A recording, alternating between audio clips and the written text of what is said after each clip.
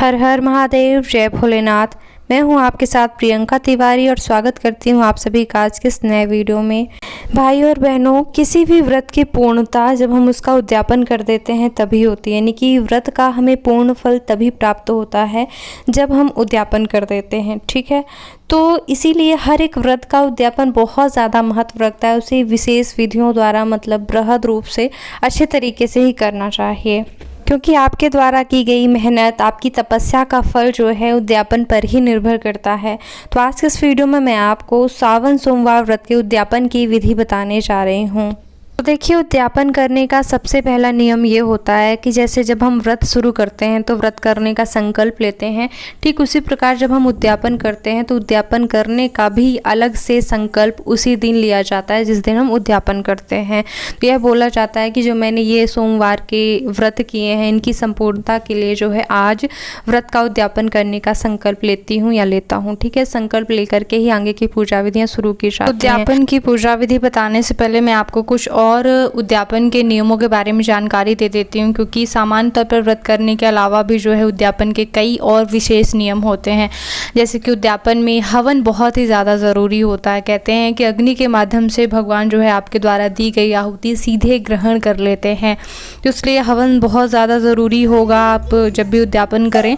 और हवन के बारे में मैं बताना चाहूँ तो कम से कम आपको 108 आहुतियाँ ज़रूर देनी चाहिए। जैसे कि भगवान भोलेनाथ का व्रत है तो शिव जी के नाम से कम 108 आहुतियाँ आपको देनी पड़ेंगी, और अन्य देवी देवताओं के नाम से भी तो 20-30 आहुतियाँ और आप लगा लीजिए। मतलब इस हिसाब से आप जो है समिधा यानी कि लकड़ी उबले रखिएगा और हवन सामग्री भी इसी हिसाब से रखिएगा कि कम से कम 150 बार आप आहुतियाँ दे पाएँ। और अगर इतना ज़्यादा संभव नहीं है तो कोई इसमें भी ज़्यादा दिक्कत नहीं है, कम से कम आप 51 आहुतियाँ दें।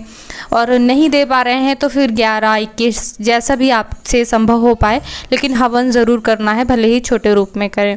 दूसरा, उद्यापन में दान दक्षिणा बहुत ज़्यादा ज़रूरी होता है। कम से कम एक ब्राह्मण को घर बुलाकर भोजन करवाना चाहिए बना करके। ठीक है, और अगर संभव नहीं हो पाता है, ब्राह्मण नहीं मिल पाते, कोई भी ब्राह्मण मिल जाए, ज़रूरी नहीं है कि जो पूजा करवाते हैं वही ब्राह्मण होने चाहिए। कोई भी आसपास ब्राह्मण हो आप उनको बुलाकर भोजन करवा सकते हैं। ठीक है, तो नहीं संभव हो पाता, नहीं लोग आते हैं, तो फिर आप जो है पंडित जी के यहाँ जाकर मंदिर में जाकर उनको सूखा अनाज दान करेंगे। हर एक चीज़ होनी चाहिए। अगर आप मीठा खिलाना चाहते हैं तो शक्कर भी हो, चावल भी हो, हर एक चीज़ होनी चाहिए भोजन में। ठीक है, और जो भी चीज़ें आप दान दक्षिणा करें तो मन में ये भाव रखें कि हम भगवान भोलेनाथ को समर्पित कर रहे हैं, तो उसी प्रकार से व्यवस्था चीज़ों की करनी चाहिए।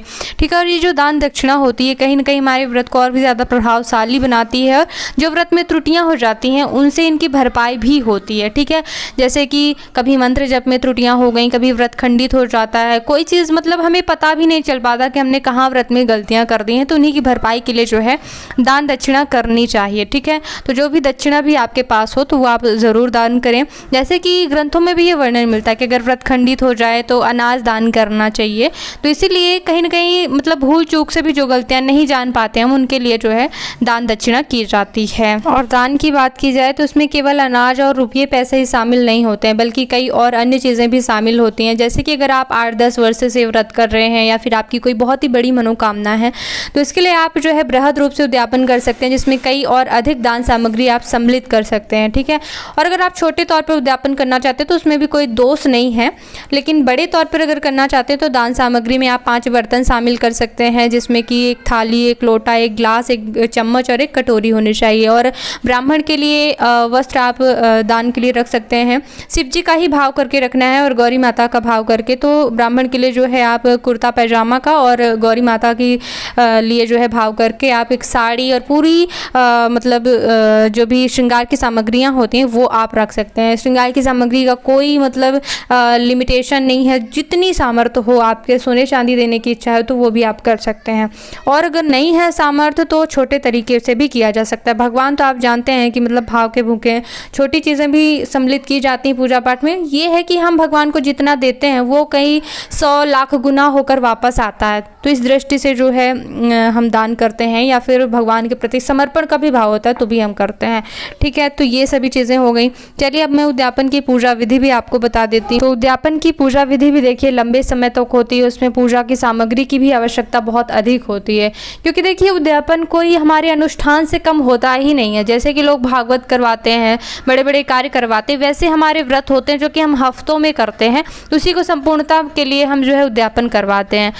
तो देखिए जैसे कि आप अभी तक थोड़े से दूध से भगवान का अभिषेक करते आए होंगे, तो उद्यापन में सभी चीज़ों की मात्रा बढ़ानी होती है। जैसे कि दूध आप 1 पाव, आधा किलो या फिर 1 किलो से अभिषेक कर सकते हैं। इसी तरह से दही, घी, शक्कर, शहद सभी चीज़ों की मात्रा बढ़ानी होगी ताकि आप लंबे समय तक अभिषेक कर पाएँ। और भगवान भोलेनाथ को जो भी चीज़ें प्रिय होती हैं, बेल पत्र, शमी पत्र, मदार, धतूरा और भांग, सभी चीज़ों की व्यवस्था आपको करनी है। ये मान लीजिए कि मतलब जी जान लगा देना है भगवान भोलेनाथ को प्रसन्न करने के लिए। और आप सभी सोचेंगे कि मैं ज़्यादा खर्चा बता रही हूँ उद्यापन में, तो देखिए इसीलिए उद्यापन जो है कई वर्षों के बाद किया जाता है, क्योंकि उद्यापन में बहुत ज़्यादा खर्चा होता ही है और बड़े तौर पर ही उद्यापन किया जाता है। उद्यापन मतलब एक अनुष्ठान समझिए, ठीक है। तो इसीलिए मतलब जल्दी लोग उद्यापन नहीं करते, हर साल कई सालों बाद किया जाता है। तो जैसा भी संभव हो, वैसे मैंने प्रत्यक्ष रूप से पूरी सामग्री दिखाई हुई है एक वीडियो में, तो आप सामग्री का वीडियो देख सकते हैं। साथ ही साथ मैंने 16 सोमवार व्रत का उद्यापन बताया है, तो पूरी दान दक्षिणा की सामग्री भी दिखाई है। तो आप 16 सोमवार के व्रत के उद्यापन के जैसे ही पूरा उद्यापन आपको करना चाहिए, ठीक है। और खीर की भी जैसे कि उसमें आहुति दी जाती है, तो जो उसमें मैंने बताया आप उसी तरह से कीजिएगा। संकल्प का अलग वीडियो है तो वो आप ज़रूर देखिएगा। बिना संकल्प के आधा ही फल आपको मिलता है, इस बात को नोट कर लीजिएगा। चलिए पूजा विधि बता देती हूँ कैसे करना है। सारी सामग्री सबसे पहले एकत्रित करके एक आसन पर बैठ के सबसे पहले आचमन कर लीजिएगा, ठीक है। आचमन बड़ा जरूरी होता है शुद्धिकरण के लिए। और फिर पूजा, क्योंकि देखिए जो हम कलश की स्थापना करते हैं मतलब एक सभी देवी देवताओं की ही स्थापना कर रहे होते हैं। उसमें हम मौली धागा बांधते हैं, स्वास्तिक बनाते हैं, तो जो मौली धागा होता है ना वो वस्त्र की तरह ही हम उनमें बांधते हैं, मतलब पहनाते हैं। तो इसलिए मतलब एक स्थापना मतलब पूजा ही होती है। तो पहले जो है आचमन कर लिया जाता है। अगर अच्छे तरीके से पूजा विधि की जाए तो मैं आपको बता दूं कि कलश की स्थापना के समय मंत्र भी बोले जाते हैं, ठीक है। तो कलश की स्थापना भी एक पूजा ही कहलाती है, इसलिए सबसे पहले शुद्धिकरण आवश्यक होता है अपना। तो शुद्धिकरण के बाद जो है कोई भी अष्टदल कमल वगैरह बनाना है तो फिर आप वही बनाएं, ठीक है। और इसके बाद जो है आप ओम दीप नारायणाय नमः बोलते हुए दीपक प्रज्वलित करें। दीपक साक्षी होता है हमारे हर एक पूजा विधि का, ठीक है। तो दीपक जला करके फिर जो है आप संकल्प ले सकते हैं उद्यापन का, जैसे कि संकल्प लिया जाता है तो संकल्प लें। संकल्प के बाद सभी देवी देवताओं का आवाहन करें, जैसे कि गौरी गणेश कलश में सभी देवी देवताओं का, क्योंकि इनको तो हम हर बार विसर्जित कर देते हैं, तो आवाहन भी करना मतलब बुलाना होता है भगवान को। और फिर पूजा विधि शुरू करेंगे। सबसे पहले श्री गणेश से पूजा शुरू करें, उन्हें जल अर्पित करें, गौरी माता को भी।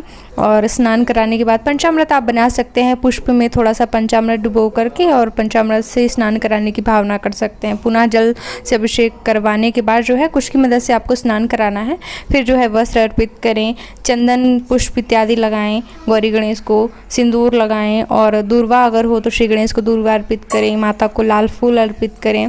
और श्रृंगार की सामग्री बिल्कुल मत भूलिएगा गौरी जी की पूजा में, ठीक है, क्योंकि सोमवार का विशेष जो है ये व्रत है, तो श्रृंगार बड़ा ही ज़रूरी होगा। चूड़ी, बिंदी, सिंदूर, आलता, जो भी सामर्थ हो वो आप श्रृंगार की सामग्री माता को अर्पित करें। और अगर आप वस्त्र अर्पित करना चाहते हैं तो साड़ी वगैरह भी अर्पित कर सकते हैं। और फिर जो है अक्षत इत्यादि अर्पित करें और धूप दीप करें, धूप बत्ती जलाएँ, दीप करें। और फिर जो है भगवान भोलेनाथ का अभिषेक करेंगे, उनकी पूजा करेंगे। तो बेलपत्र चावल लेकर के उनका ध्यान कर लें और फिर जो है उन्हें अभिषेक कराएं, जल से स्नान कराएं और दूध से, दही से, घी से, शक्कर से, शहद, गंगा जल सभी चीज़ों से जो है अभिषेक कराने के बाद और फिर उनका श्रृंगार करें। उन्हें आप वस्त्र अर्पित करें, कच्चा सूत अर्पित कर सकते हैं वस्त्र की भावना से, या फिर वस्त्र अर्पित करना चाहते हैं तो वो भी कर सकते हैं। जनेऊ ज़रूर अर्पित कीजिएगा, ठीक है। यज्ञोपवीत अर्पित किया जाता है। फिर जो है उन्हें चंदन लगाएं, अक्षत अर्पित करें। फिर जो है बेलपत्र, शमी पत्र, मदार, धतूरा और सभी जो भी उनके प्रिय पत्र और पुष्प होते हैं आप उन्हें फूल पत्र अर्पित करें। और फिर जो है धूप बत्ती जलाएं, धूप दीप करें और फिर सभी देवी देवताओं को नैवेद्य अर्पित करें। जो भी आपका नैवेद्य आप खाते आए हों या फिर मतलब खीर का भी नैवेद्य आप लगा सकते हैं। खीर की आहुति भी दी जाती है उद्यापन में, तो वो भी आप कर सकते हैं। मौसमी फल, मिठाई का आप जो है भोग लगाएं। भोग लगाकर कुश की मदद से भोग में 3 बार जल ज़रूर फेरिएगा। कुछ और महत्वपूर्ण चीज़ें होती हैं तो आप ध्यान से ज़रूर सुन लीजिएगा। पूजा विधि हवन के बाद कुछ महत्वपूर्ण होता है जो कि केवल उद्यापन में किया जाता है। पूजा के अंत में कुछ चीज़ें होती हैं जो कि करनी चाहिए, तो वो भी आप सुन लीजिएगा। तो पूरी पूजा विधि हो जाने के बाद जैसे कि आपने अगर 5 सुपारी लौंग इलायची दक्षिणा अर्पित कर दिया है तो फिर आप कथा वाचन करें और रुद्राक्ष की माला से जो है आप मंत्र जप कर सकते हैं और फिर जो है आप हवन की तैयारी करेंगे। तो हवन में एक बात ध्यान दीजिएगा कि हवन में जो है पूर्णाहुति भी ज़रूर की जाती है उद्यापन के हवन में। तो 1 चम्मच में जो है घी ले लीजिएगा, उसमें छोटी सी सुपारी डुबो करके खड़े होकर के ओम पूर्णाहुत्यै नमः स्वाहा बोलते हुए पूर्णाहुति की जाती है। ठीक है, इस तरह से पूर्णाहुति ज़रूर करें और फिर आरती की तैयारी करें। आरती थाल सजाकर दीपक की भी पूजा करनी चाहिए आरती थाल की, और फिर जो है आप विधिवत तौर पर आरती गाएं। आरती करने के बाद प्रदक्षिणा करें, भगवान से क्षमा याचना करें, अपनी मनोकामना मांगें, शत शत कोटि कोटि प्रणाम करें और फिर जो है आप गौरी माता से सुहाग ज़रूर लीजिएगा महिलाएं और अपनी मंगल कामना कर सकते हैं। फिर जो है आप उन्हें पुष्पांजलि अर्पित करें, हाथों में फूल लेकर के भगवान को पुष्प अर्पित करें और जो है प्रार्थना करें कि पूजा पाठ में हुई गलतियों के लिए क्षमा करें। और फिर आप जो है गौरी गणेश के आसन को पीछे खिसकाकर उनको विदा भी कर सकते हैं। ठीक है, फिर जब कलश शांत हो जाता है तो सभी पूजा सामग्री हम जो है विसर्जित कर देते हैं और अगर शिवलिंग मंदिर में विराजना है तो उनको हम विदा नहीं करते हैं। ठीक है, बाकी पूजा विधि मैंने बताई हुई है पूरी, तो आप प्लीज़ एक बार मेरे चैनल पे आके देख लीजिएगा, क्योंकि फिर क्या कुछ चीज़ें बताना भूल जाता है अगर तो, क्योंकि विस्तृत रूप से कई वीडियो बनाए हुए हैं। और जब भी आप पूजा से उठते हैं तो जिस आसन पे बैठ के पूजा कर रहे थे उसको थोड़ा सा पीछे खिसकाकर उसमें थोड़ा सा जल डालिएगा और उस आसन के नीचे डाला हुआ जल माथे पे लगा लीजिएगा। ऐसा करने से ही आपको पूजा का पूरा फल मिलेगा। फिर जो है आप ब्राह्मण को भोजन करवाइएगा, सूखा अनाज पहले निकालिएगा, ठीक है, बाद में आपको भोजन करना है। और या फिर कन्या को तो ज़रूर ही खिलाएँ, जैसे कि ब्राह्मण लेट है नहीं खा पा रहे हैं तो कन्या को खिलाएं, गाय को खिलाएं, नंदी को खिलाएं, चिड़िया को खिलाएं, सभी चीज़ों मतलब सभी लोगों को खिलाएं पहले, फिर आप जो है आप भोजन कर सकते हैं। उद्यापन करने के बाद वैसे पूरा नमक वाला भोजन कर लिया जाता है। ऐसा माना जाता है कि उद्यापन करने के बाद जो है आप एक तरह से व्रत खोल रहे हैं तो आप भोजन कर सकते हैं। तो इस तरह से उद्यापन की पूजा विधियाँ पूरी होती है। मैंने पूरी उद्यापन की पूजा विधि अलग से करके दिखाई हुई, पूरी प्लेलिस्ट बनी है। मैंने मिट्टी का शिवलिंग भी बना के दिखाया हुआ है। ना केवल यह व्रत, बहुत सारे व्रतों की जानकारी देती रहती हूँ, तो इसके लिए एक बार चैनल पे ज़रूर आइएगा और देखिएगा, अलग अलग वीडियो हैं। और इस वीडियो को देखने के लिए बहुत बहुत धन्यवाद। आप सभी का व्रत सफल हो। ओम नमः शिवाय।